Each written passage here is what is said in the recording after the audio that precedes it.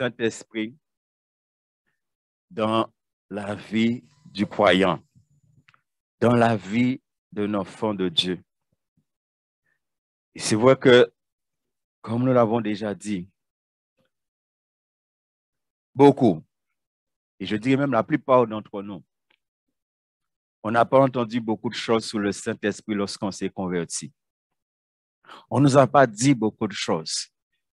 Il faut essayer, je vous dis que si on ne connaît pas le Saint-Esprit, si on ne vit pas avec et par le Saint-Esprit, on ne va jamais mener une vie conforme à la volonté de Dieu. Jamais. Parce qu'encore une fois, la Bible dit, la foi vient de ce qu'on entend. Si tu n'as jamais entendu, comment tu vas mettre ta foi dans un certain nombre de choses? C'est pourquoi beaucoup d'enfants de Dieu vivent. Et on a déjà parlé de ce verset. Beaucoup d'enfants de Dieu vivent comme si la chair était toujours une puissance. Mais quand tu as la connaissance, la révélation de la parole, tu te rends compte que quand tu as donné ta vie à Christ, Christ a mis un terme à la puissance de la chair en toi. Christ a mis un terme à la puissance du péché en toi. Mais si ces choses ne sont pas enseignées aux enfants de Dieu, comment tu le sauras et comment tu vas croire? Ce soir, nous allons continuer. La dernière fois, on a commencé à parler de Galates 5 et on va continuer à travailler Galates 5. Très souvent, lorsqu'on parle de l'esprit dans la vie du croyant, on parle beaucoup de puissance, on parle beaucoup de l'onction. Des fois, on va directement dans ces choses-là. Mais bien aimé, si tu ne mènes pas une vie de sainteté, tu ne peux pas entrer dans les choses de l'esprit. C'est pourquoi il y a des choses qu'on doit connaître quand on parle du Saint-Esprit dans la vie du croyant. Béni soit l'Éternel. Amen. Est-ce que vous comprenez, frères et sœurs? Tu vois, je vous ai dit, on n'ira pas vite. On ira très doucement. Ça, je bénis Dieu. Je vais partager ça avec vous cette semaine.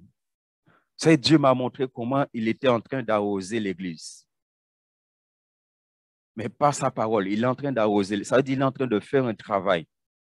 De faire un travail dans nos vies. Vous savez, je suis pasteur. J'entends des choses de d'autres églises, des choses qui se passent. Mais vraiment des choses terribles, frères et sœurs.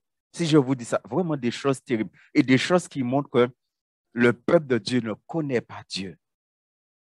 Ne connaît pas Dieu. Frères et sœurs, nous sommes vraiment dans les derniers temps. Et n'oublions pas que le jugement commence par l'Église. Comment l'Église a vécu, comment l'Église a marché. Béni soit l'Éternel. Donc, on a commencé à travailler Galates 5, 13 jusqu'à 25, on ira. Mais juste avant d'aller plus loin, alors j'aimais dire, le pasteur Kali jeudi dernier, je n'ai jamais dit qu'il ne faut pas dire merci. Si vous avez entendu ça de ma bouche, c'est que vous avez mal entendu. Je n'ai jamais dit ça.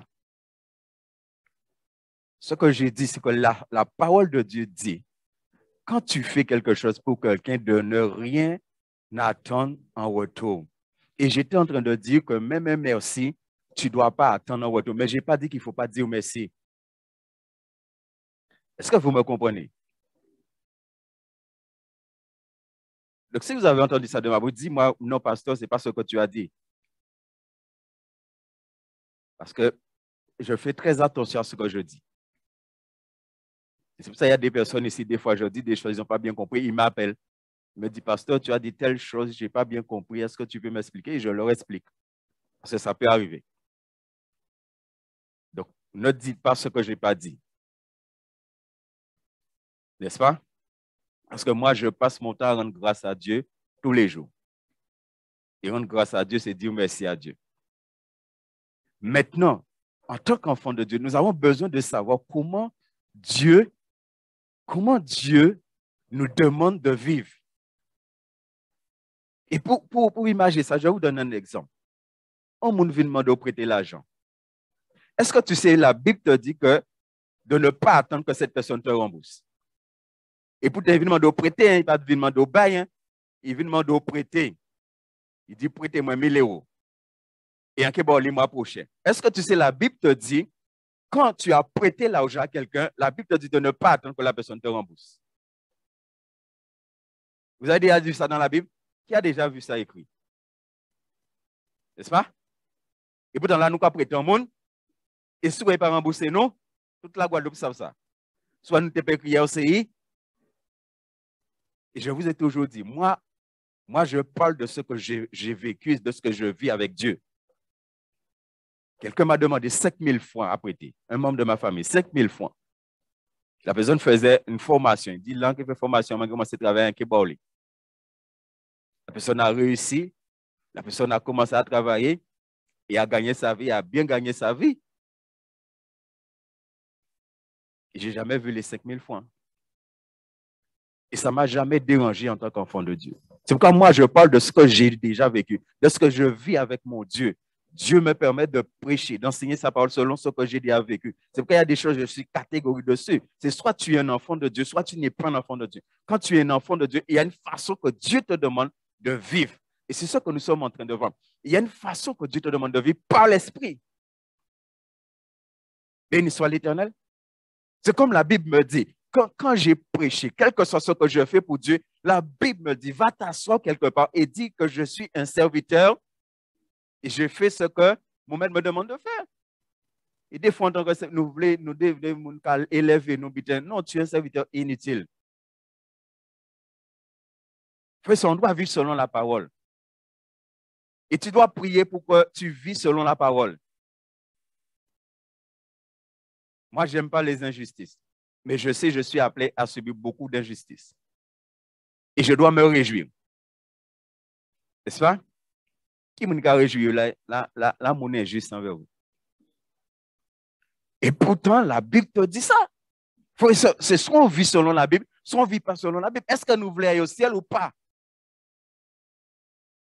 Donc, si tu veux aller au ciel, tu dois vivre comme la Bible te demande de vivre. Et c'est ce que nous sommes en train de vivre. C'est ça, vivre par l'Esprit.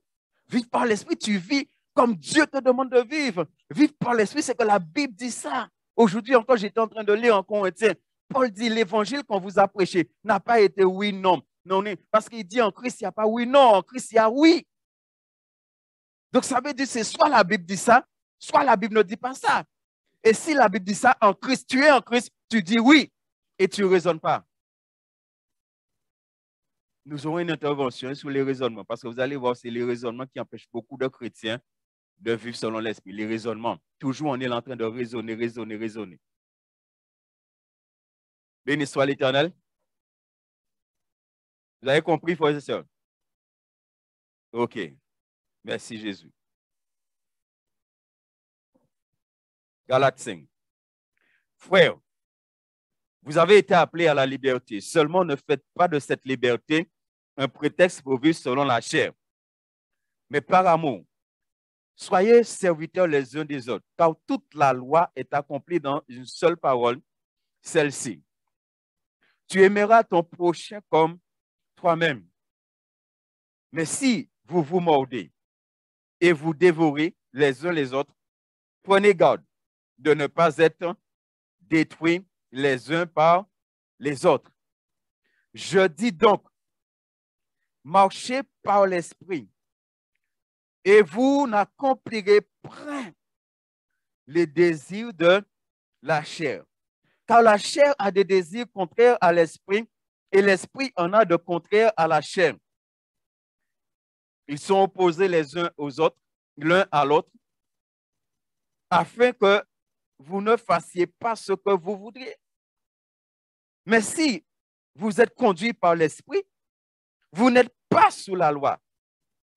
Or, les œuvres de la chair sont évidentes, c'est-à-dire inconduite, impureté, débauche, idolâtrie, magie, hostilité, discorde, jalousie, fureur, rivalité, division, parti pris, envie, ivrognerie, orgie, et choses semblables. Je vous préviens, comme je l'ai déjà fait, ceux qui se livrent à de telles pratiques n'hériteront pas du royaume de Dieu. Mais le fruit de l'esprit est amour, joie, paix, patience, bonté, bienveillance, fidélité, douceur, maîtrise de soi. La loi n'est pas contre de telles choses. Ceux qui sont au Christ Jésus ont crucifié la chair avec ses passions et ses désirs. Si nous vivons par l'esprit, marchons aussi par l'esprit. Ne devenons pas vaniteux en vous provoquant les uns les autres, en vous portant envie les uns aux autres. Béni soit l'Éternel. Donc, la dernière fois, on a vu un certain nombre de choses ensemble, du verset 13. Et on est arrivé, je crois, jusqu'au verset 16, où on a commencé à voir un certain nombre de choses, frères et sœurs. Et retenez dans le verset 16, Paul dit, je dis donc, marchez par l'esprit. Déjà, frères et sœurs, si Paul dit marcher par l'esprit, ça veut dire que c'est possible pour un enfant de Dieu de marcher par l'esprit. Si la Bible te dit, si la Bible t'exhorte à marcher par l'esprit, donc ça veut dire que cela est possible pour un enfant de Dieu de marcher par l'esprit. Je dis cela parce qu'il y a des enfants de Dieu qui croient que c'est difficile, qui croient que c'est impossible de marcher par l'esprit. Alors pourquoi la Bible te le dit? Et Paul dit, je dis donc aux croyants, je dis donc aux véritables enfants de Dieu, marchez par l'esprit. Et pourquoi il dit de marcher par l'esprit? Il dit, et vous n'accomplirez pas. Est-ce qu'on se rend compte de ça, frères et sœurs? La dernière fois, on a bien, j'espère que vous avez vraiment médité dessus. Il dit, et vous n'accomplirez pas. Est-ce que vous vous rendez compte que la Bible est claire? Lorsque je prends la décision de marcher par l'esprit, ça veut dire qu'à ce moment-là, je ne vais pas accomplir les désirs de la chair. Donc, ça veut dire que tout enfant de Dieu qui accomplit les désirs de la chair, c'est parce qu'ils n'ont pas encore pris la décision de marcher par l'esprit. Je répète encore, bien-aimé, et je vais le répéter pendant longtemps. C'est toi qui prends la décision. C'est pourquoi Paul dit, je dis donc, marchez par l'esprit. Comme je pourrais vous dire en tant que pasteur, mes frères et sœurs, marchez par l'esprit et vous n'allez pas accomplir les désirs de la chair. Ça veut dire la chair péché par un problème. Béni soit l'Éternel. Ça veut dire que la chair péché par un problème. Je suis sûr que tout le monde ici, là, veut que la chair arrête par un problème. Hein? N'est-ce pas? Parce que le plus gros problème en chrétien, ce n'est pas le diable. Ce n'est pas Satan. Le plus gros problème en chrétien, c'est la chair. C'est pourquoi il y a des choses qu'on a besoin de savoir. Tu as besoin de savoir que Jésus a crucifié le vrai homme. C'est déjà fait ça. Mais quand tu t'es converti, est-ce que tu es rentré dans cette victoire-là? Est-ce que tu es rentré dedans? Donc, tu veux que les désirs de la chair s'arrêtent en toi? La Bible te dit comment? La Bible te dit, prends la décision de marcher par l'esprit. Et ça va s'arrêter. Donc, ça veut dire que tout chrétien qui continue à vivre selon les désirs de la chair, c'est qu'ils n'ont pas pris la décision de marcher par l'esprit. Mais quand la chair met des choses en moi, suscite des choses, des désirs, des pensées, il suffit que je dise arrête et ça s'arrête tout de suite. Après, par la grâce de Dieu, nous allons, si Dieu permet, essayer de nous amener à comprendre, à faire la différence quand la chair suscite des choses en toi et quand c'est des démons qui envoient des flèches. Il faut savoir faire la différence. Quand c'est des démons qui envoient des flèches, tu dois maintenant combattre ces démons-là qui sont là autour, mais ils envoient des flèches contre toi. C'est-à-dire, c'est des pensées qu'ils envoient. Le diable travaille avec des pensées, la chair travaille avec des désirs et des passions. La chair suscite des choses en toi. Et le diable, lui, il envoie. Il faut, par la grâce de Dieu, arriver à faire la différence. Donc, est-ce qu'on se rend compte? Est-ce qu'on se rend compte que c'est nous qui pouvons mettre un terme au désir et au plaisir de la chair en nous? Parce qu'il te dit, et vous n'accomplirez pas les désirs de la chair. Ce qui veut dire que quand tu décides de marcher par l'esprit, la chair maintenant ne peut pas t'amener à accomplir ses désirs et ses plaisirs. Même si elle veut, elle ne peut pas. Il y a un mur qui est là, qui l'empêche. Ce mur-là s'appelle le Saint-Esprit. Bien, mais est-ce que nous comprenons ça?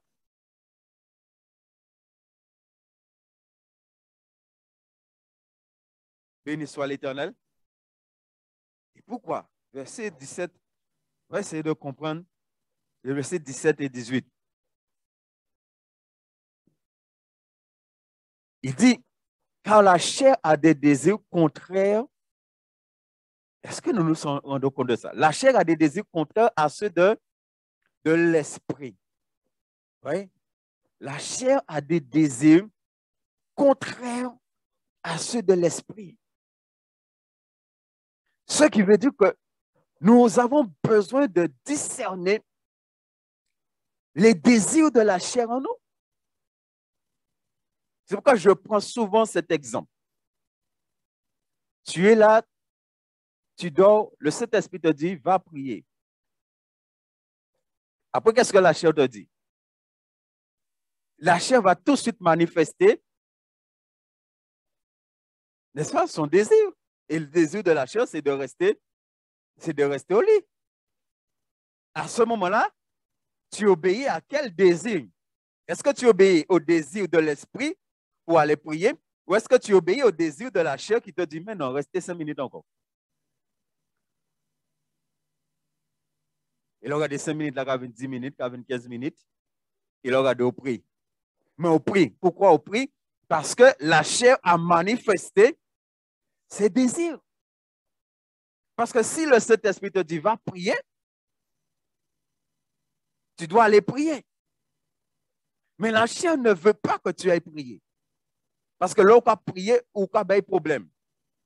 J'espère que vous savez ça. Un chrétien, plus il prie, et plus la chair est dans un problème. C'est pourquoi quand tu arrêtes de prier, tout de suite, des mauvaises choses viennent en toi. Des choses peut-être que tu avais déjà, mais tout de suite, ça va revenir. Tout de suite, certaines pensées qui reviennent. Pourquoi? Parce que tu as arrêté de prier. C'est pourquoi la chair n'aime pas la prière. La chair n'aime pas la prière. C'est pourquoi il te parle là de désir. Il te dit que la chair a des désirs contraires à ceux de l'esprit. L'esprit aime prier. Est-ce que vous savez ça? L'esprit aime prier. L'esprit aime louer. L'esprit aime adorer. C'est pourquoi Jésus avait une vie de prière. Jésus priait, Jésus louait. L'esprit aime ça. L'esprit aime quand tu adores Dieu. L'esprit aime quand tu pries sans cesse. Le Saint-Esprit aime ça. Et ce sont des choses que l'Esprit vient susciter en nous. Mais la chair est contre ces choses-là.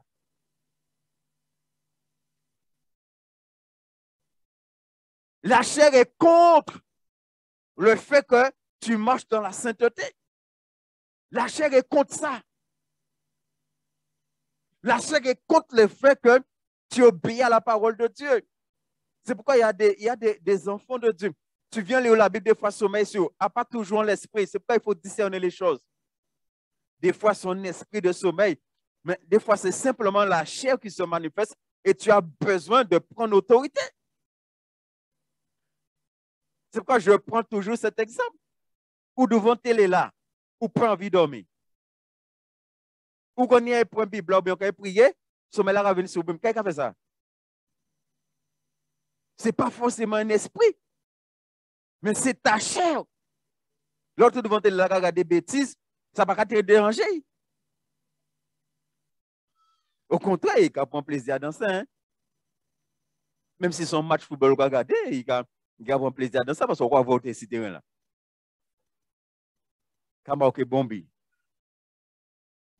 Mais après qu'on y est pour les Bibles pour prier, boum, soleil, sommeil sur bitin, ou pas bailler, ou pas bitin.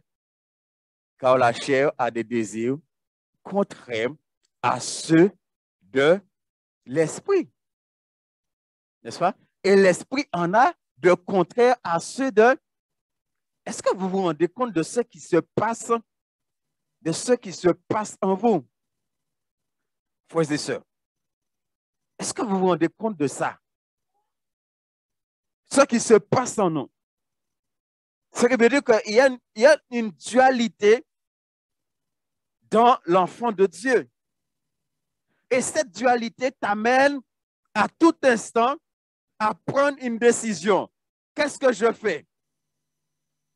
Qu'est-ce que je décide?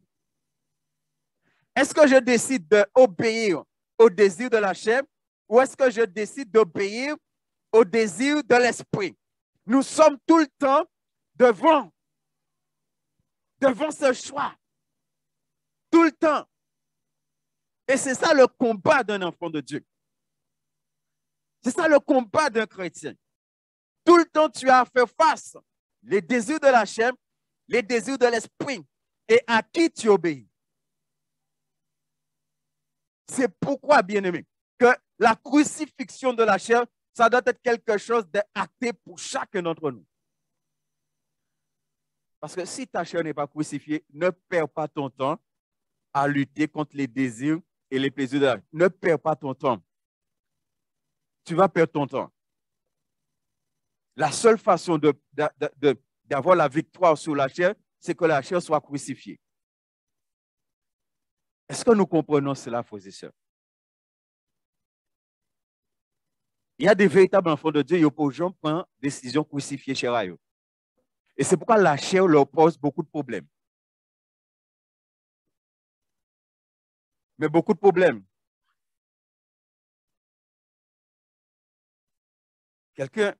Par rapport à ça, quelqu'un a écrit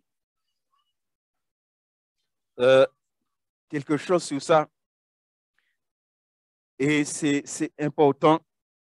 Après, nous allons prendre Romains 6, 12 à 14 pour comprendre un certain nombre de choses. Notre corps, ou je dirais notre existence corporelle, porte encore les marques.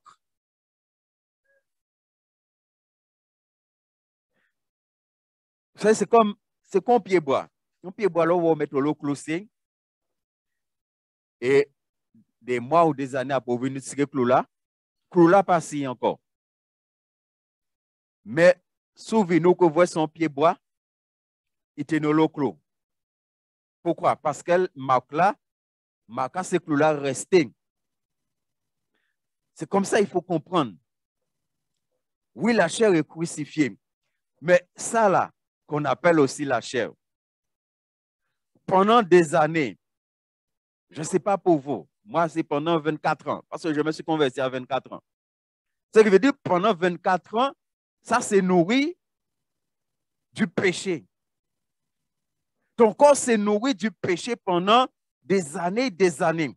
Maintenant, tu viens, tu te convertis. Tu crucifies la chair. Pour ceux qui l'ont fait, oui, la chair est crucifiée. Mais, il y a des choses qui vont persister en toi.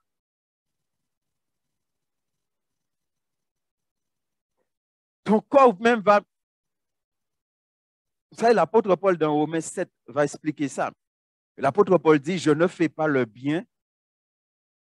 Il y avait un combat en lui. Et ce qui est important, c'est la fin de Romains 7. Hein? Lorsque Paul dit, mais grâce soit rendue, parce que ça veut dire Jésus a, ça il ne pouvait pas faire là, Jésus lui permet de le faire maintenant.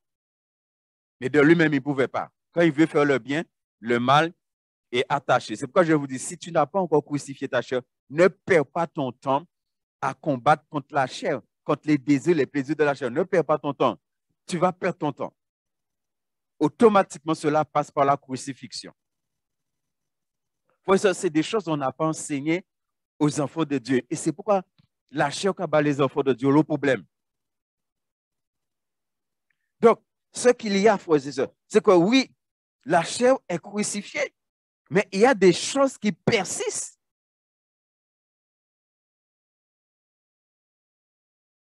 Est-ce que nous comprenons? Et c'est là que le combat est là. Et que maintenant, comment toi, tu vas prendre la victoire? Lorsque ton corps va désirer des choses que tu ne dois pas faire. Est-ce que nous comprenons? J'essaie de nous expliquer les choses les plus simples possibles. Lorsque nous irons plus loin, et lorsqu'on va entrer dans l'onction de l'esprit de ces choses-là, il faut bien comprendre. Parce que le chrétien veut, oui, il veut voir l'onction, il veut vivre l'onction, mais ces choses-là, est-ce que ça c'est acté dans ta vie? Est-ce que ça, tu as bien compris ça? C'est pourquoi ce n'est pas lorsque tu vois la puissance du Saint-Esprit que ça veut dire forcément que la personne qui l'Esprit utilisa, que forcément cette personne-là est sauvée. Béni soit l'Éternel. Romains 6, 12 à 14. Que le péché ne règne donc point dans votre corps mortel. Et n'obéissez pas assez. Vous voyez comment Paul est en train de parler. Et comment c'est clair. Il dit que le péché ne règne donc point dans votre corps mortel. Parce que les choses ont déjà été réglées par Jésus. Ce qui veut dire qu'encore une fois, si le péché règne en toi, c'est toi qui le permets. C'est toi. Ce n'est pas parce que la chair est là pour dire, ah, la chair est faible, ah, t'es vraiment faible. Non, ça c'est faux. C'est toi qui le permets. C'est toi qui permets que le péché règne en toi. Verset 13. Ne livrez pas vos membres au péché comme des instruments d'iniquité, mais donnez-vous vous-même. Est-ce que nous comprenons? Comment tu t'es donné au Seigneur? Comment tu t'es donné au Seigneur? Comment tu t'es donné à Jésus? Comment tu t'es donné au Saint-Esprit? La manière que tu t'es donné au Seigneur va permettre que tu marches dans cette vie de victoire. Va permettre que le péché ne va pas régner en toi parce que tu t'es donné au Seigneur et tu ne t'es pas donné à demi, mais tu t'es donné à 100%. Et comme tu t'es donné au Seigneur, ça veut dire que tu sais maintenant que ton corps appartient au Seigneur. Donc, tu ne peux pas permettre que le péché puisse demeurer dans ce qui appartient à Dieu. Pourquoi j'ai dit dimanche, il y a des chrétiens, oui, je suis dans la main de Jésus, adonne. Mais ils vivent n'importe comment. Ah, Jésus a dit, nul ne pourra voir de ma main. Et tu es charnel? Ça fait des années au premier encore, pas ça, tellement charnel. Tellement charnel, ça fait des années au premier encore, et vous continuez quoi que vous meilleur. Quand je vous dis un jour, l'Esprit de Dieu m'a fait comprendre. Si je suis dans la main de Jésus, je vois le trou continuellement. Si je vois le trou, je vois le prix que Jésus a payé pour moi. Si je vois le prix que Jésus a payé, là je vous parle spirituellement, hein. Ça veut dire que je ne peux pas faire du mal à Jésus parce que je suis dans sa main et je vois le trou. Je vois comment il a souffert pour moi. Je vais que honorer Jésus. Mais si je suis dans sa main là et je vis n'importe comment alors que le trou est là dans sa main, mais non. Wadam mais l'autre monde, mon pas Adam mais à Jésus. Wadam mais à la chair, mon pas Adam mais à Jésus. Celui qui est dans la main de Jésus, il vit, il honore Jésus. Il vit comme Jésus lui demande. Il vit dans la sainteté parce que Jésus a payé le prix pour lui. Il dit, ne livrez pas vos membres au péché comme des instruments d'iniquité. Mais donnez-vous vous-même à Dieu comme étant vivant de mort que... Ce qui veut dire que ou pas mort encore. Mais là où tu es mort, quand tu as dominé sur là où tu es mort, c'est le diable, c'est la chair qui t'a dominé sur. Mais ou pas mort encore, là où vivant. Donc si vous vivons, ça veut dire la chair n'a pas dominer sur encore. C'est fini.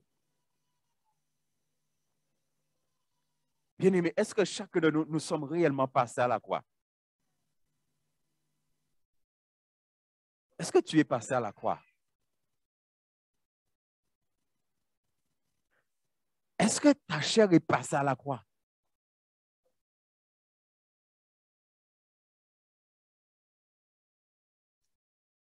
Et offrez à Dieu vos membres comme des instruments de... Verset 14. Car le péché... Regardez le verset 14. On a vu 12 et 13. Et regardez maintenant qu'est-ce que le verset 14 nous dit. Car le péché, quoi?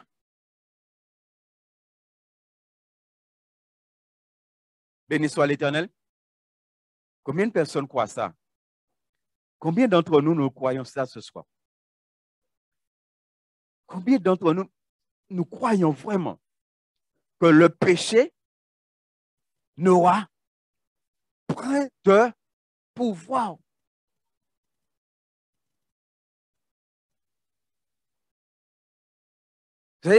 Et il dit, puisque vous êtes non sous la loi, mais quelle est l'erreur de beaucoup de chrétiens aujourd'hui? Beaucoup de chrétiens aujourd'hui pensent, parce qu'ils sont sous la grâce, ils peuvent faire ça, ils veulent. Alors que la Bible a dit, parce que sous la grâce, on peut vivre en vie de sainteté conforme à volonté de Dieu. Mais beaucoup de chrétiens croient le contraire. Pour eux, la grâce, c'est qu'ils peuvent vivre quand ils veulent. Pour eux, la grâce, même si ils peuvent vivre charnellement, ils sont sauvés. Pour eux, la grâce, même si ils peuvent vivre en péché, ils sont sauvés. Mais la Bible te dit que non. Au contraire, puisque tu es sous la grâce là, tu vis une dimension de sainteté que ceux qui étaient sous la loi ne pouvaient pas vivre. C'est ce que la Bible dit. La grâce t'amène à vivre une dimension de sainteté que ceux qui étaient sous la loi ne pouvaient pas vivre cette dimension de sainteté. Donc, si tu es sous la grâce et tu vis dans le péché, la grâce ne te sert à rien. Et comme a dit un grand théologien, je ne sais pas si c'est Calvin ou Luther qui avait dit ça, l'un ou l'autre, il a parlé d'être déchu de la grâce. Par rapport aux chrétiens qui vivent n'importe comment, d'être déchu de la grâce. Il y a des enfants de Dieu qui jouent avec la grâce. La grâce nous amène à vivre comme Dieu nous demande. C'est ça la grâce. C'est ça la grâce. La grâce nous amène à vivre par l'esprit. Si la grâce ne t'amène pas à vivre par l'esprit, il y a un problème.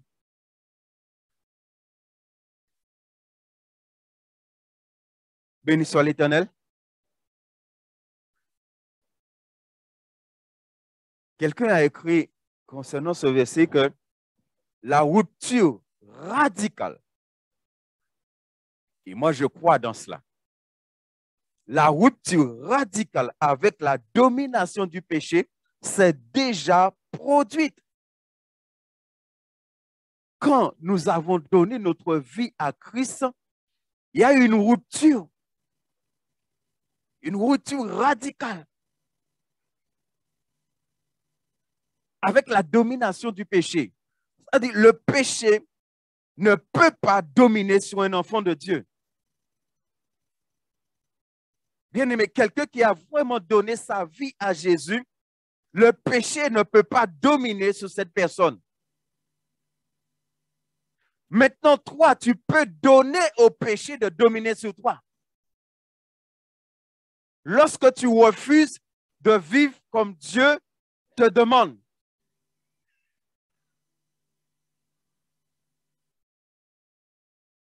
Est-ce que nous comprenons cela, bien-aimé? Quand tu t'es converti, le Seigneur Jésus a mis un terme à la domination du péché sur toi. Je répète, que ce soit le monde, que ce soit le diable, que ce soit la chair, que ce soit le péché, quand tu as accepté Jésus, Jésus a mis un terme à la domination de toutes ces choses-là sur toi. Le monde ne domine plus sur toi. Le diable ne domine plus sur toi. Au contraire, c'est toi qui domines sur le diable parce que le diable est devenu le marchepied de Jésus. Toi, tu es en Jésus. Donc, toi, tu marches sous le diable. Le péché ne domine plus sur toi. C'est toi qui domines.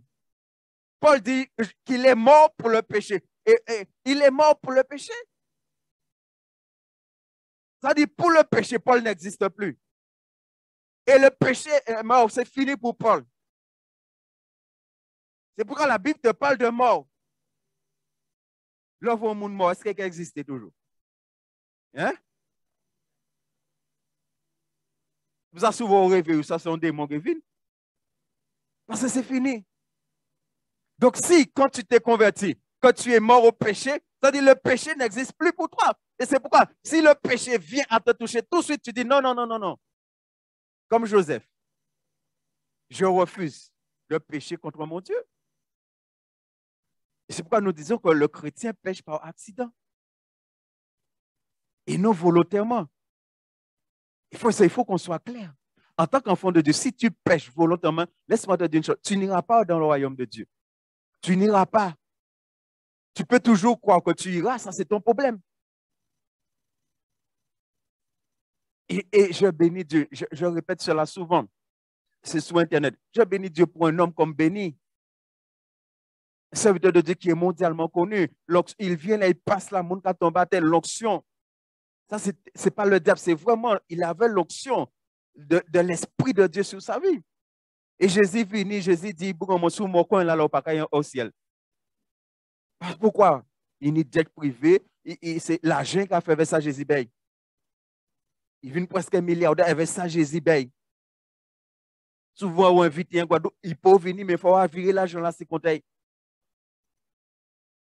pourquoi j'ai toujours dit, Dieu t'a donné l'onction, tu fais ce que tu veux avec. Mais l'onction ne sauve personne. L'onction ne sauve pas. Tu peux voir la puissance de l'onction sur la vie d'un serviteur. L'onction ne sauve personne. Personne n'est sauvé par l'onction. On est sauvé de la manière que nous marchons avec le Seigneur. C'est la sanctification qui nous sauve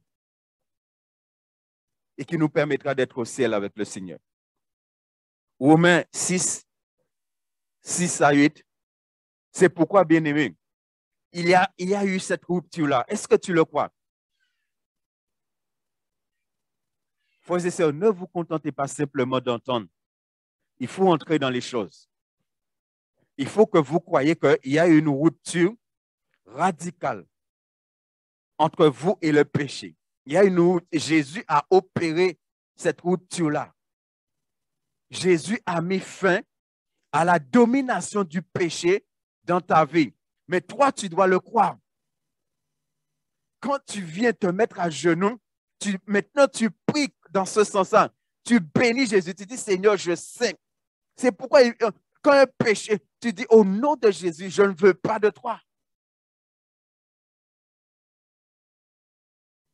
Romains 6 à 8. Il dit, sachant que notre vieil homme a été crucifié avec lui. Voilà la rupture. Rupture radicale. Le vieil homme, c'est ce qui nous faisait, quand on était dans le monde, c'est ce qui nous amenait à pécher et à aimer pécher. Il n'y a personne dans cette salle qui était païen et qui n'aimait pas pécher. On aimait pécher. Ou tu aimais être carnaval, ou tu aimais être en boîte de nuit, ou tu aimais courir des madames, ou tu aimais courir des messieurs, ou tu aimais mentir, ou tu aimais voler, ou tu aimais pécher. C'est pourquoi à ta conversion, tu as fait un choix entre le péché et Jésus. Et tu as choisi Jésus. Donc aujourd'hui, là, c'est Jésus que tu aimes. Et péché ou tourner d'eau. Et c'est ça la rupture radicale. C'est-à-dire que si Dieu te regarde et Dieu ne voit pas que tu as pris cette décision-là, alors que lui, il a déjà fait ce qu'il faut, tu es dans un problème, mon frère, ma soeur. Il regarde et il dit, sachant que notre vieil homme a été, ça fait plus de 2000 ans que c'est fait, crucifié avec lui, afin que le corps du péché, quoi, fût détruit. Et je préfère ma version par rapport à ce verset. Dans ma version, il dit, afin que ce corps de péché soit réduit à l'impuissance. C'est pourquoi un enfant de Dieu, c'est la puissance du Saint-Esprit qui anime son corps, qui anime sa vie. Ce n'est pas la puissance du péché. C'est la puissance du Saint-Esprit. Parce que Jésus a mis un terme à la puissance du péché. Il a mis un terme. Il a détruit.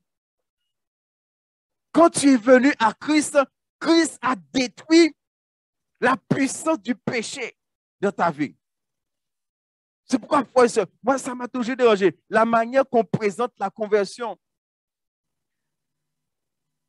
Quand Dieu me donne de préparer des gens au baptême, je dis aux gens, il faut t'attendre le jour de ton baptême qu'il y a quelque chose qui se passe en toi. Quand on te plonge dans l'eau là, il faut prier et il faut s'attendre. Moi, je prie et je veux qu'il y ait quelque chose qui se passe parce que je sais que après on ben mon ça prend. Pour moi, s'il n'y a rien qui se passe le jour du baptême là, s'il n'y a rien qui se passe dans ta vie là, c'est que tu n'as pas vraiment accepté Jésus. Le jour du baptême d'eau, il y a quelque chose qui se passe. Parce que tu rentres dans ce que Jésus a accompli dans le spirituel. Jésus met un terme. Jésus met un terme à la puissance du péché sur ta vie. Et toi, tu dois rentrer dans cela. Et même ce soir-là, on doit croire que Jésus a mis un terme à la puissance du péché sur ma vie. Et tu dois parler au péché. Tu dois dire au péché, non, tu n'as plus de pouvoir sur ma vie. Comme tu dois parler à la chair, comme tu dois parler pour le diable, comme tu dois parler pour le monde.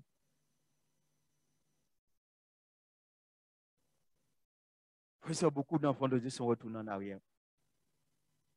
Beaucoup d'églises sont retournées en arrière. Ça y est, je connais des églises. Même le groupe de louanges là. Il y a forniqué, même entre eux, il y a forniqué. Bon forniqué là, pasteur là, il va dire rien. Je vous parle des églises évangéliques. Pasteur là, il va dire rien. Quoi, ça, c'est l'Esprit de Dieu? Je ne vais pas bénir bon Dieu.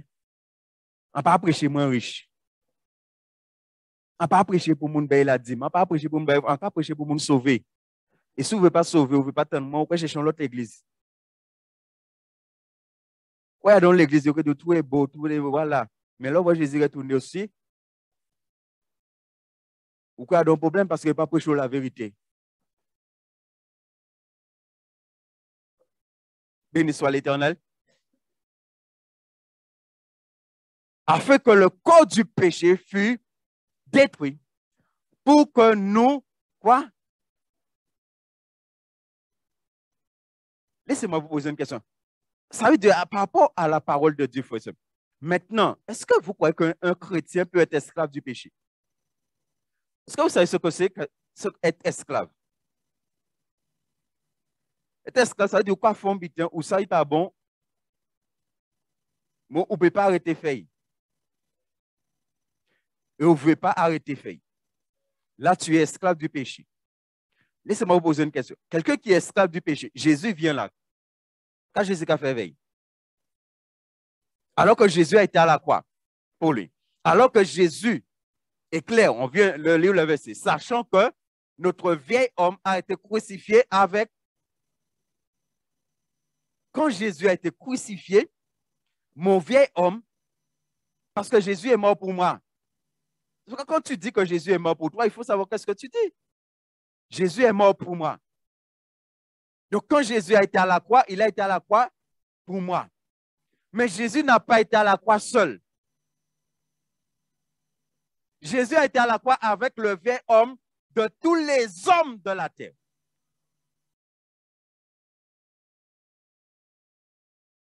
Est-ce que vous comprenez, frère? Si tu ne comprends pas, dis-moi, tu ne comprends pas.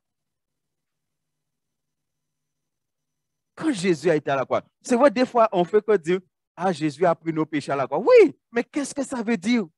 Qu'est-ce que ça veut dire, il a pris tes péchés à la croix? Ça veut dire quoi?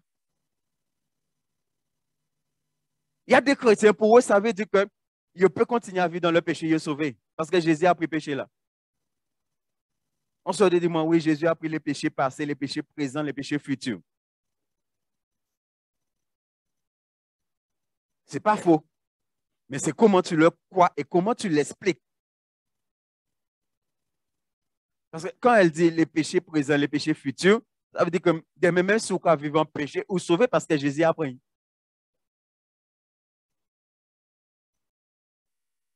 Parce que même cela, ça dit, oui, même si tu vois les jeunes âmes, ils sont retournés dans le monde, ils fonctionnent dans le monde, ils sont sauvés. Hein?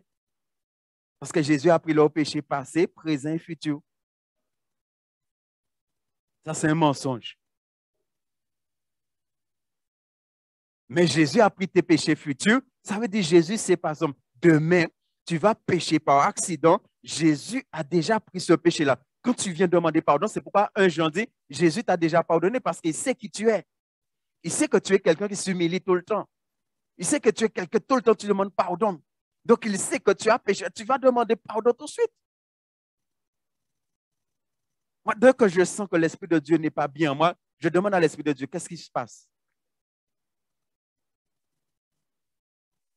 Hier, j'étais ici, je parlais avec des personnes. Et on a vraiment parlé. Dieu a vraiment amené à parler, surtout à parler du diable. À un moment, j'ai senti que l'Esprit de Dieu n'était pas bien en moi. Je suis rentré à la maison, l'Esprit de Dieu n'était pas bien en moi. Et moi, je demande à l'Esprit de Dieu, mais peut-être j'ai dit une parole que ce n'était pas conforme à la Bible. Qu'est-ce qui se passe, Saint-Esprit? Dis-moi qu'est-ce qui se passe. Et là, l'Esprit de Dieu va me parler, me dire, le diable a vraiment été bousculé dans la vie des gens avec qui j'étais en train de parler.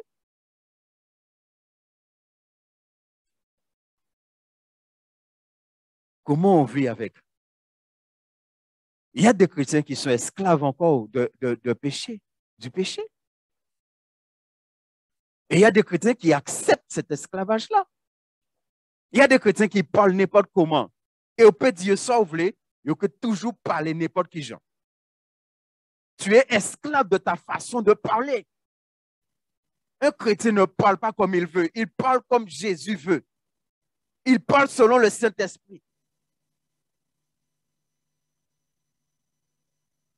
En tout cas, la Bible dit, bénissez ceux. Quelqu'un qui vit selon la chair, dis-moi qui j'ai béni en Monica maudit.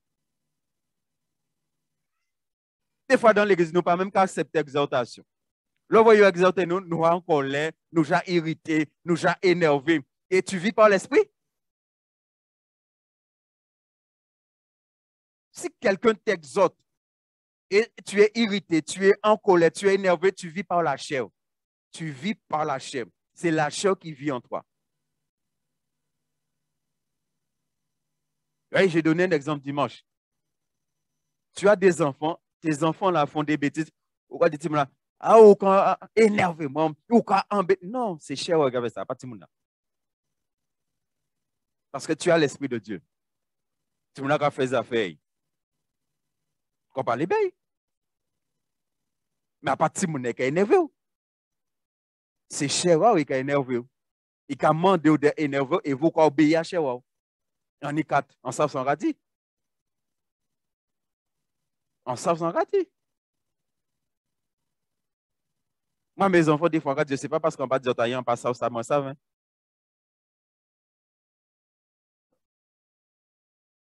Mais tu m'as laissé son père sur les là, ou a dit que père sur les là, il partit. Ou quoi venir là, quoi énervé, c'est tout le monde là. Parce que père sur les. Mais attends, on ne pas sentir c'est qui n'a problème. Vous faites comment c'est tout le monde énervé? Est-ce que vous comprenez, frère? Mais au lot chrétien dans ça. Et en son de chrétien pas d'accord avec moi, dans ça dit là. Ça c'est problème. Mais on dit quand même. Ah, tu m'énerves. Mais pose-moi une question. Est-ce que le Saint-Esprit a énervé? Non, pose simplement une question là. Est-ce que le Saint-Esprit a énervé? Et si vous répondez à la question là, ça, vous avez une solution. Verset 7. Car celui qui est mort est quoi? C'est toute la question, frères et sœurs. Là, on est en train de parler du Saint-Esprit dans la vie du croyant. Toute la question est là. Est-ce que tu es mort? C'est pourquoi je vous ai dit, si vous n'êtes pas mort, pas chercher, pas même essayer, pas vivre selon la chair. Ou pas mort. Là où mort, là. Là où vous savez que vous pouvez combattre les désirs et les plaisirs ou mort. Donc, il te dit, car celui qui est mort est libre. Il est libre, il est libéré. Quand il dit est libre du péché, là, ça veut dire le péché n'a plus de pouvoir sur lui.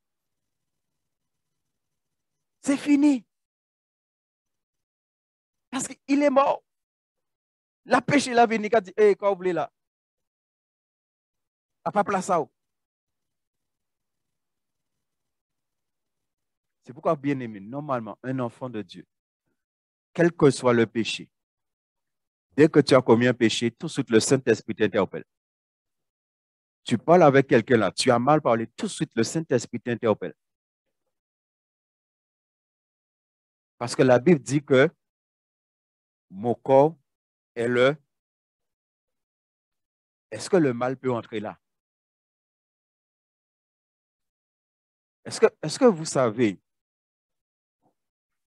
peut-être qu'on va entrer dans ça, est-ce que vous savez que vous êtes le lieu très saint? Est-ce que vous savez ça? Vous êtes le lieu très saint. Parce que dans le lieu très saint, qu'est-ce qui se trouvait là? Hein? Oui, c'est vrai, il y avait l'arche de l'Alliance, mais qu'est-ce qui se trouvait là? Dans le lieu très saint. Qu'est-ce qui se trouvait là? La présence de Dieu. N'est-ce pas? Aujourd'hui, la présence de Dieu est où? Donc, tu es quoi? Donc, si tu es le lieu très saint, le souverain sacrificateur n'avait pas le droit d'entrer avec un brin de poussière sur son vêtement. S'il avait un brin de poussière, bon Dieu t'es qu'à tuer. En fait, sous la grâce, béni soit l'Éternel. Mais il ne faut pas faire n'importe quoi avec la grâce. S'il rentre avec un brin de poussière sur son vêtement ou ses vêtements, bon Dieu t'es qu'à tuer. C'est pour ça qu'il y a une clochette en bas à vêtements et tu un code marre en pied. Depuis que vous pas tant ces clochettes, ça veut dire c'est fini. Ben. Et il te tiré parce qu'on ne doit rentrer chercher. Il te râler. La présence de Dieu est où aujourd'hui? Donc ça veut dire que toi et moi, nous sommes le lieu. Nous sommes le Shekinah de Dieu. Et dans le lieu très saint, effectivement, il y avait les 2 pierres, les 10 commandements dans l'arche. La Bible est claire. La parole est écrite où aujourd'hui? Dans ton cœur. C'est-à-dire, il y a tout ce qu'il y avait dans le lieu très saint, maintenant, c'est à l'intérieur de toi. Parce que c'est des choses qu'on a besoin de comprendre et connaître. Est-ce que tu es mort? Est-ce que je suis mort? Car celui qui est mort est libre du péché. Il est libéré. Ce qui veut dire que c'est la mort qui t'amène à être libéré. Donc, ça veut dire que tu dois te rassurer que tu es mort. Quand tu sais que tu es mort, tu sais que tu es libre du péché. Que le péché n'a plus de pouvoir sur toi. Et que toi, On a vu ça dimanche, hein, celui qui est né de Dieu, 1 Jean 5, 18. Celui qui est né de Dieu se garde lui-même. Et Dieu le garde. Et le malin ne le... Il dit, il ne pêche pas.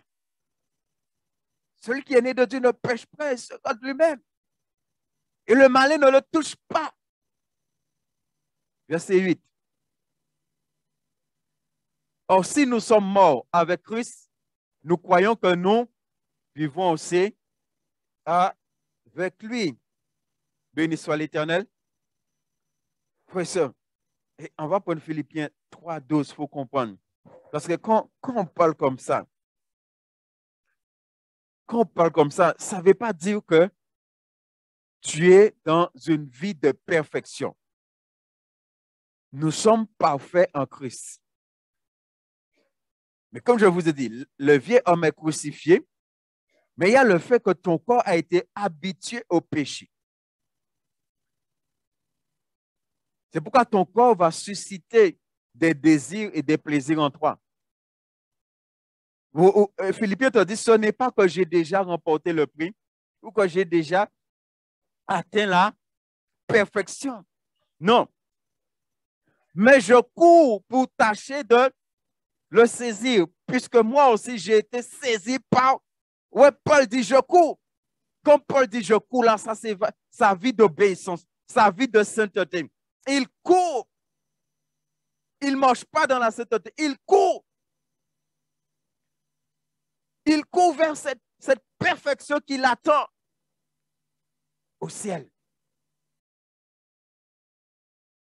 Il court. Et beaucoup des fois d'entre nous, on a baissé le bras dans notre marche dans la sanctification. On a baissé les bras. Dans ma version, Paul dit, je poursuis ma course. Je poursuis ma course.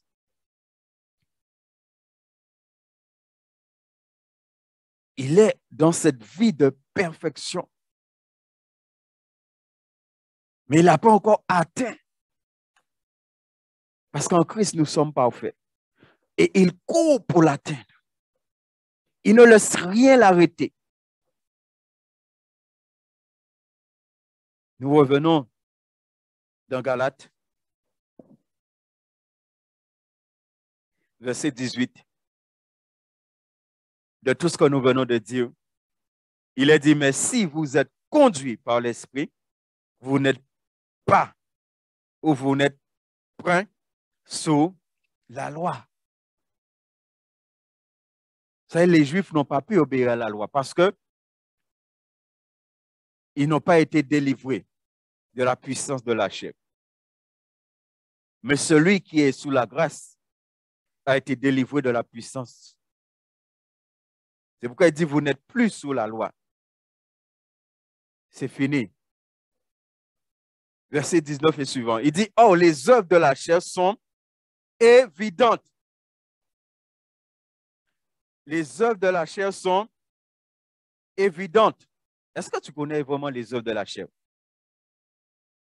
Beaucoup de chrétiens ne savent pas faire la différence entre l'esprit et la chair. Et c'est pourquoi il y a des chrétiens qui ont des comportements charnels et ils ne font rien pour arrêter avec ça. C'est évident que ce n'est pas évident pour toi. Tu ne sais pas. Et Paul va mentionner ici 16 péchés. Et ce n'est pas une liste exhaustive parce qu'il dit des choses semblables.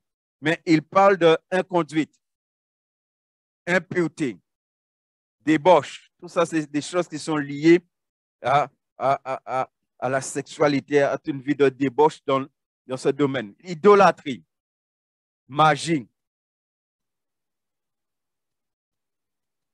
Est-ce que vous me comprenez, frère et sœur? Des fois, il peut y avoir l'idolâtrie dans l'église. Hein? Des serviteurs de Dieu qu'on adore et même qu'ils acceptent qu'on les adore, ils ne disent rien. C'est que ces serviteurs de Dieu la vivent par la chair. C'est pourquoi je vous ai dit, on peut voir l'onction du Saint-Esprit se manifester dans la vie de quelqu'un. On peut voir ça. Mais ça ne veut pas dire que cette personne-là vit comme Dieu demande. Je connais même des serviteurs de Dieu. Les gens les adorent. Ils disent pas faute à eux, c'est mon un problème papa yo. Moi en tant que serviteur de Dieu, il y a une chose que je sais. Si des gens viennent à m'adorer, c'est moi qui amène les gens à m'adorer. C'est vrai, il y a des choses, moi, je fais attention. C'est moi qui amène les gens. Parce que vous savez très bien mon adorer. Vous savez ça. Vous savez ça et vous ne pas dire rien. Pour moi, à partir du moment qu'un serviteur de Dieu, il sait ça, il ne le dénonce pas ouvertement, il ne le dénonce pas derrière la chair, c'est qu'il accepte que les gens l'adorent. Il l'accepte. Et à ce moment-là, il est charnel. Il vit selon la chair. C'est-à-dire, si Jésus vient là, il ne va pas au ciel, hein, il va directement en enfer, comme Salomon.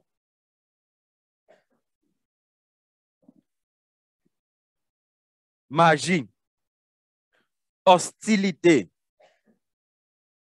discorde, jalousie, fureur, rivalité, division, parti pris, envie, ivrognerie, orgie et choses semblables. Et qu'est-ce que Paul dit?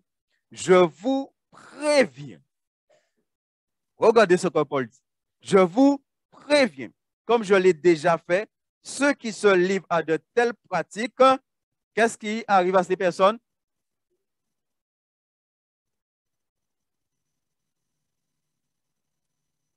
Donc, est-ce que ce soit là, c'est clair pour nous que lorsque un chrétien vit selon la chair, il ne peut pas hériter le royaume de Dieu? Un chrétien qui vit selon la chair, qui vit dans les choses de la chair, ni chrétien jaloux, hein? Ni chrétien jaloux,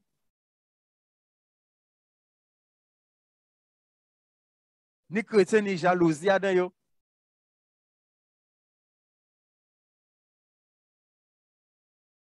Ni chrétien ni envie. Yo voit l'autre là ni embêtant. Yo vle aussi. Ni l'autre chrétien qui ni ça, yo ni envie à dedans. Ni chrétien qui dans la rivalité. Même au niveau de l'église, ni chrétien qui dans la rivalité. Peut-être là où à l'église, on va prêcher, mais vous voulez prêcher mieux qui passe là ou à donc. Moi, pas de problème, c'est si là toute l'année là, écoutez mon prêcher. Hein. Mais pas attendre ces moments dans pour rivalité. Moi, ça en est. À part vous, il faut en prêcher, c'est bon Dieu, il faut en prêcher. Alors, on peut toujours quoi prêcher mieux que moi, ça c'est problème. Hein? En disant, on manque prêcher avant de baptiser. Sans te obéir, bon Dieu, tu prêcher dans l'église avant de baptiser. À part moi, décider de prêcher. Hein?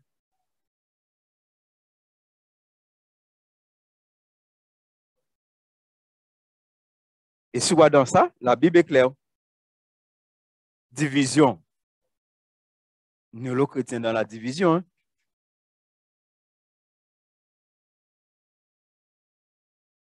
Nous, l'église, nous, le clan Adam. On est pasteur dans l'église, il y a 4 clans. On te connaît chaque chef de clan. Ni certains de cas montrent ça tout de suite, ni d'autres, ils étaient très. Mais on te connaît les 4 chefs. Et je dis, parmi les 4 chefs là, je dis, je n'y a qui pasteur et qui a fait un qui bêtise.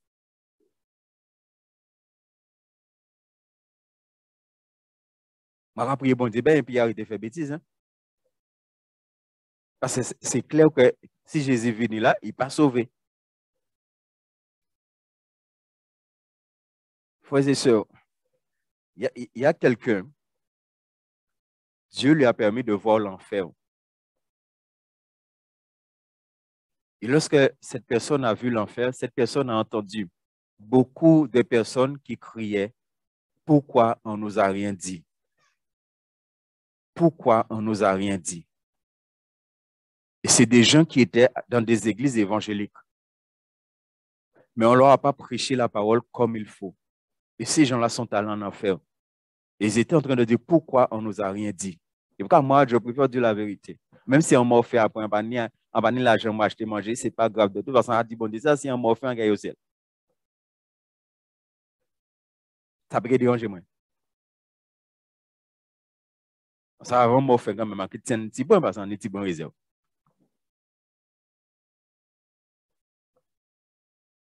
Mais après, tu voulais, comment tu voulais? Après, si vous aimez moi, si vous pas aimez moi, ça c'est problème. Mais il y a beaucoup de personnes dans des églises évangéliques, si Jésus vient maintenant là, ils iront en enfer. Comme moi, je vous encourage, prenez la décision de vivre dans la sainteté. Prenez la décision de vivre selon l'esprit. Il est possible de vivre selon l'esprit de Dieu. Mais de vivre par l'esprit. Béni soit l'Éternel. Donc, Paul est clair. Ceux qui se livrent à de telles pratiques n'hériteront pas du royaume. C'est impossible. C'est même pas penser que tu vas hériter. Mais le fruit de l'esprit que nous connaissons bien, amour, joie, paix, patience, bonté, bienveillance, fidélité, douceur, maîtrise de soi. Vous voyez, il a parlé des œuvres de la chair et maintenant il parle du fruit de l'esprit. Alors, j'aimerais que nous puissions régler quelque chose de manière claire, de manière définitive ce soir. Il y a des chrétiens évangéliques, dits évangéliques, quand ils prennent les 9 qualités ou caractères, parce que ce n'est pas 9 fruits, hein, c'est 9 caractères qui découlent du fruit de l'esprit. Et il y a des chrétiens qui disent, ah oui, on est 3, mais on est 3 là sans panier. Alors, soit on panier, ça veut dire charnel. Non, je veux que les choses soient claires. La Bible parle le fruit de l'esprit. Ou panier, l'esprit a demi. Bon Dieu, pas Dieu, par un tiers de l'esprit. Donc, vous ne pouvez pas dire on est un tiers. C'est 9 et ni, on est 3 et on panier 6. Ou bien on est 6 et ni 3 au panier. Oui, une des chrétiens vont dire, il n'y a pas de douce même. Hein? Il n'y a pas d'eau du tout. Il y a un mais. Et là, il y a parler ou quoi sentir, il y a un mais.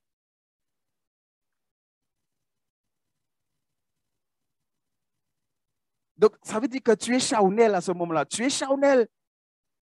Tu n'es pas spirituel. Et d'où le fruit de l'esprit. Donc, si tu as l'esprit, qu'est-ce qu'il doit y avoir dans ta vie?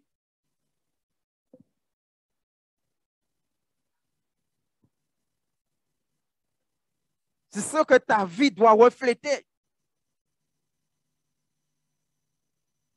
Il y a des chrétiens qui ne sont pas fidèles à Dieu. Mais ils ne sont pas fidèles même. Hein? Ils n'ont qu'à servir bon Dieu là, ils voulaient. Ou là, ils ont temps. Donc, tu n'es pas. Donc, tu es charnel. Tu es en train d'obéir au désir de la chair qu'on a vu au début, sans même te rendre compte.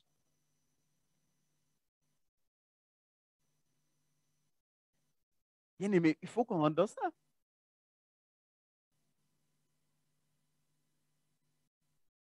C'est soit on a l'esprit de Dieu, soit on n'a pas l'esprit de Dieu.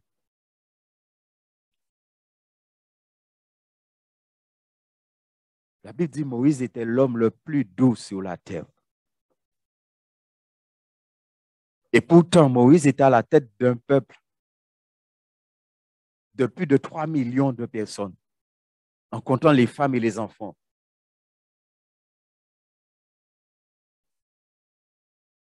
Alors, là, on a l'église à peine 60 personnes, des fois, on est obligé de prier pour bon Dieu, faire grâce.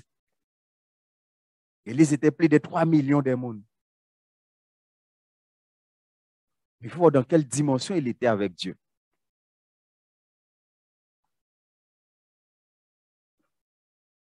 Est-ce que tu as le Saint-Esprit? Et pour conclure, versets 24 et 25. Ceux qui sont au Christ Jésus ont crucifié la chair avec ses passions et ses désirs. Est-ce que tu l'as fait? C'est ça la question pour nous. C'est ça la question pour toi, mon frère, ma soeur. Est-ce que tu l'as fait? Tu as accepté Jésus, oui, mais est-ce que tu as crucifié ta chair avec ses désirs et ses passions? Est-ce que tu l'as fait? Est-ce que tu as pris un temps pour le faire? Oui, on peut accepter Jésus dans sa vie et ne pas crucifier la chair. Parce que la Bible est claire. On a lu Romains 6,6. Le vieil homme a été crucifié. Mais quand tu acceptes Jésus, c'est toi qui prends la décision de crucifier la chair. Ce n'est pas Jésus qui va faire ça pour toi.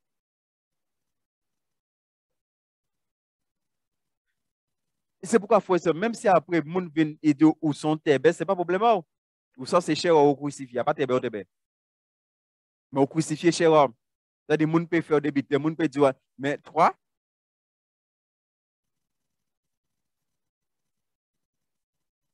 est-ce que nous comprenons, frères et sœurs? Il dit que ceux qui sont au Christ Jésus ont crucifié. La chair avec ses passions et ses désirs ont crucifié. Ouais, Jésus a crucifié le vieil homme, mais c'est est-ce que toi tu as crucifié? Jésus a crucifié, est-ce que toi tu as crucifié? Est-ce que tu as rejoint Jésus dans la crucifixion pour que maintenant tu vis la vie de Jésus? Mais si Jésus a crucifié et toi tu ne crucifies pas, tu ne peux pas rejoindre Jésus et vivre la vie de Jésus. C'est impossible. Pour rejoindre Jésus, c'est pourquoi il faut comprendre la conversion. La conversion, c'est que tu passes à la croix. Et lorsque tu as passé à la croix, maintenant, Jésus te donne le Saint-Esprit et tu suis Jésus. C'est pourquoi Jésus a dit, celui qui veut me suivre, mon prochain prenne. C'est pourquoi tu vis n'importe comment, tu parles n'importe comment. Tu as des comportements qui sont anti-bibliques. Tu as des comportements qui ne sont pas conformes à la volonté de Dieu. Parce que tu n'as jamais pris la décision de crucifier la chair. Oui, Jésus a crucifié la chair. Mais toi, à quel moment tu as crucifié la chair? À quel moment tu l'as fait? C'est pourquoi la chair te domine. Parce que tu ne l'as pas encore crucifié.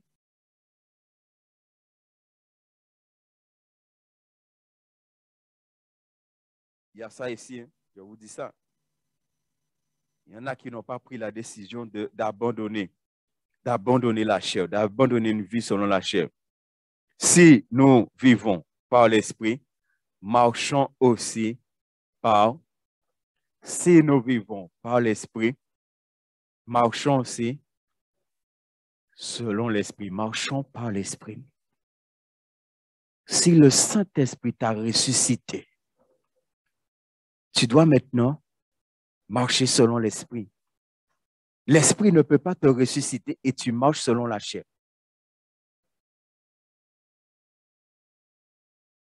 Dimanche, on va voir quelque chose vraiment de merveilleux. On va voir encore plus qui nous sommes par rapport à l'Esprit de Dieu. On va voir que nous sommes des êtres vraiment remplis de gloire. Nous sommes des êtres glorieux. Et nous ne sommes jamais rentrés.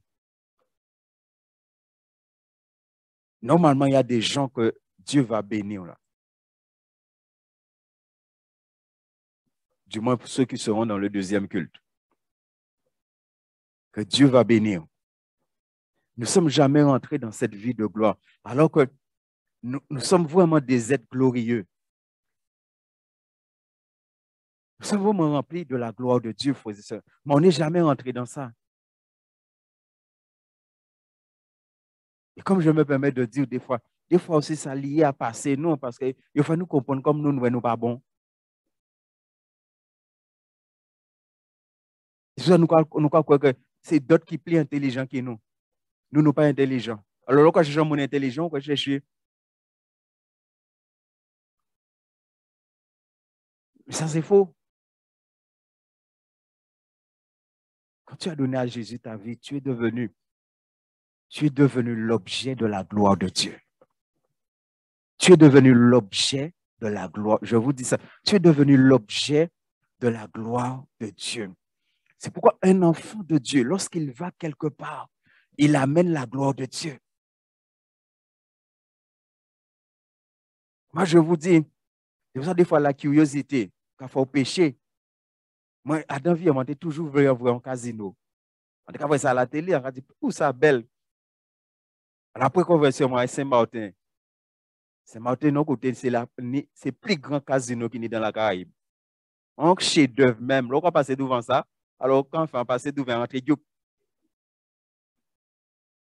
on est toujours envie de voir au casino, on n'a pas changé de chrétien, on rentre et on rentre à marcher. Et puis pendant qu'on marche, c'est pas tirer ici, moi, tout partout, on regarder moi. On dit, mais comme c'est né contre moi. Et puis à un moment, j'étais là debout, là, je regarde, mais c'est un endroit vraiment magnifique. Et puis entendre, ne sois pas là où je ne suis pas. En sortie, vous. Non, bon Dieu, parlez pour moi clairement, bon Dieu, dis-moi, on ne peut pas au côté là, il paye.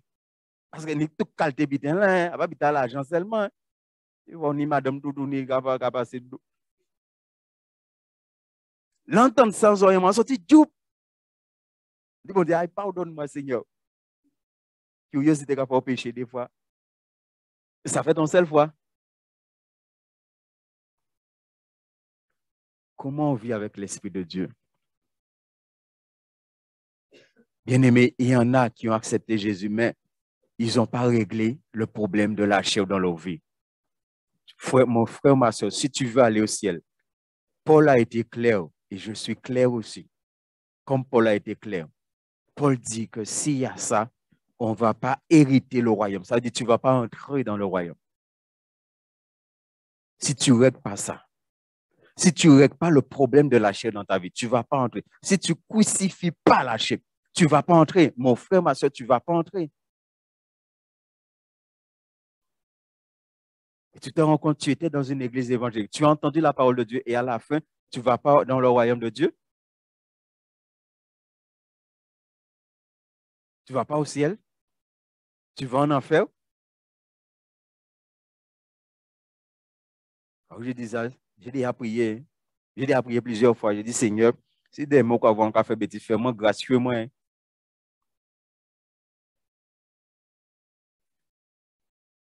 J'ai déjà été me coucher et espérer ne pas me réveiller.